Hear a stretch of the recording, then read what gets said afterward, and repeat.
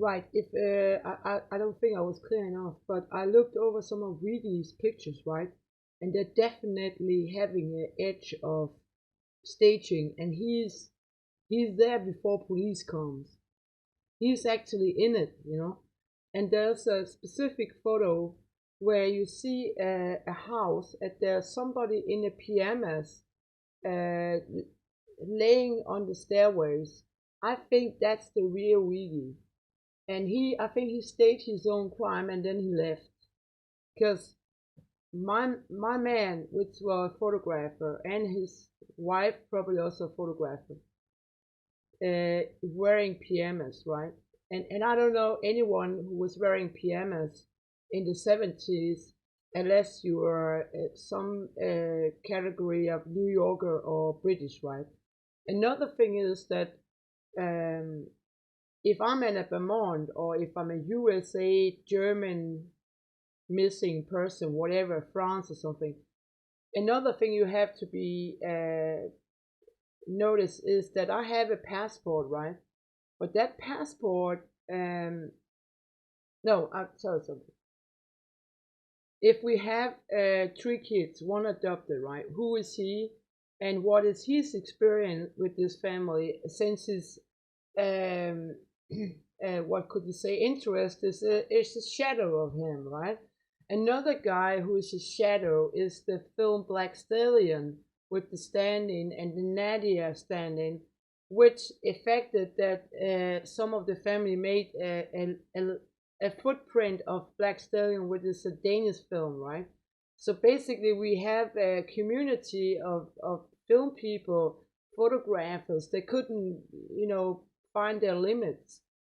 So I think that in this, yeah, actually, I think that the photo from Australia with the photograph from behind and the man with the hat who is supposed to be an inspector, they are criminal and they connect to Utzon, which knew these people.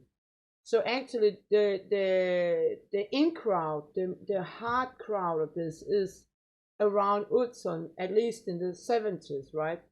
And I think that they were on the run for something, maybe Second World War, maybe just mob crime, something. They were um, they were having the old man of that picture with the photograph from behind, right? And he's a coined inspector or maybe a press person. The picture that is, I shot it from a video on the Tron case and on the Vermont case, right? There's a likelihood that the two cases are connected. And I think that the old man with the hat on the picture and the photographer from behind knew each other before they came here. And that the old man adopted some children and later married one of the children to his friend. That's what I think. So all of the one generation, second, third, maybe fourth, is collection, adopted, self-made, or stolen, right? So basically, when I look at I would then be the second generation, right?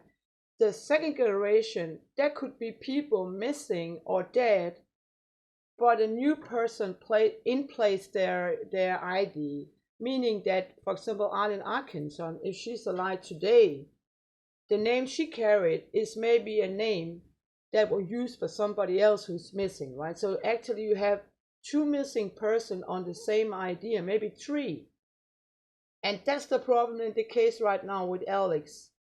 Who is Alex today? If the pictures are shown here shows a very, very post-mortem kind of picture, plus that I got a confession on the spot, they left me to die, I survived, right?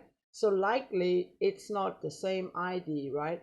And by the way, they say that police supplied Alex with a passport, or did they just have a passport laying around, these groups, right? So basically, the ID is nothing here, really.